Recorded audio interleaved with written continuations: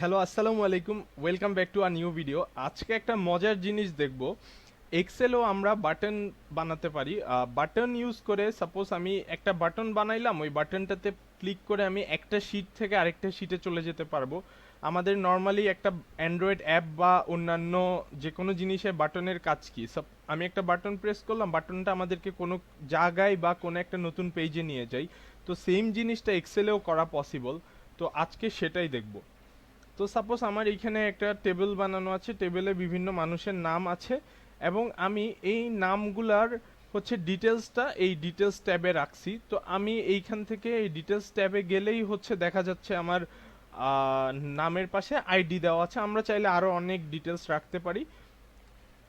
তো এখন আমাদের যখন অনেক বড় ডেটা থাকে তখন দেখা যায় যে আমরা কয়েকটা কয়েকটা শিটের ট্যাবে অনেক বড় এক্সেল ফাইল বানানো থাকে। তো তখন এরকম ছোটখাটো সিম্পল জিনিসের ব্যবহার হয়ে থাকে। তো বাটনটা কিভাবে বানাতে হয় চলো দেখি।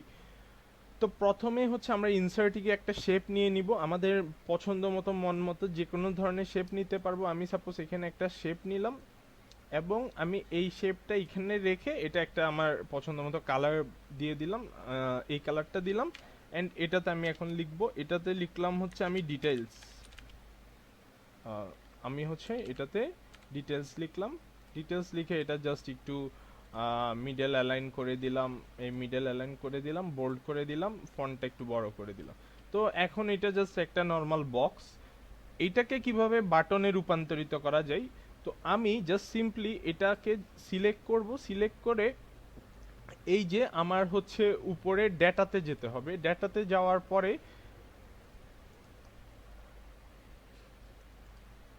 সরি, আমার ইনসার্টে যেতে হয়, আমি একটু ভুল করে ফেলছি।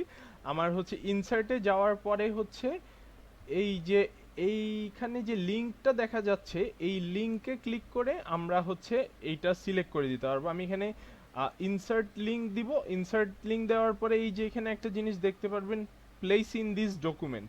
মানে আমি চাইলে এইখানে অন্য যে কোনো কিছু লিঙ্ক দিয়ে দিতে পারবো, যেটাতে ডিরেক্ট করে নিয়ে যাবে মানে আমার কম্পিউটারে অন্য কোনো ফাইল। বাট আমি চাচ্ছি এই এক্সেল ফাইলেরই আরেকটা শিটে নিয়ে যেতে। আমি প্লেস ইন দিস ডকুমেন্ট দিব।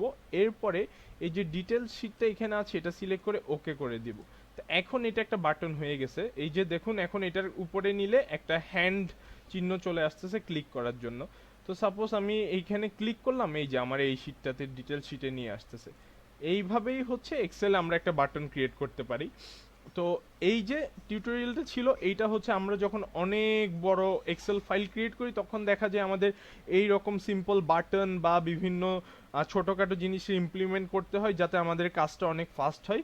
তো আজকের ভিডিওটা ভালো লাগলে অবশ্যই চ্যানেলটি সাবস্ক্রাইব করবেন, ভিডিওটিতে লাইক দিতে ভুলবেন না। সাথে থাকার জন্য ধন্যবাদ।